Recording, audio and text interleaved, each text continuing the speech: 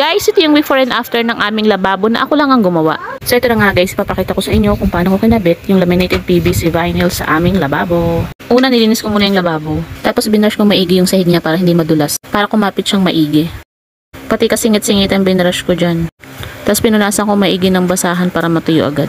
Tapos nilagyan ko muna ng epoxy yung mga gilid-gilid kasi naglilik yung lababo namin. Tapos ayan, sinukat ko na yung mga ilalagay kong mga laminated PVC vinyl. Para kapit na kapit siya sa sahig ng lababo, pinahiran ko siya ng stick well. Kasi kung aasa ka lang doon sa self-adhesive ng laminated PVC vinyl, hindi siya ganun kadikit pag dinikit mo siya sa semento. Make sure lang na lapat yung pagkakadikit mo para hindi siya lumobo. Tapos yung mga gilid-gilid niya, nilagyan ko ng epoxy para hindi pasukan ng tubig. Pero depende naman sa inyo kung lalagyan nyo. Optional lang naman yun. Tapos ayan na, ay na yung result niya, diba? Oh, siya lang, ganda-ganda. Mga 15 pieces lang nagamit ko dyan kasi 20 pieces yung in-order ko. May natira pa akong 5 piraso. Click mo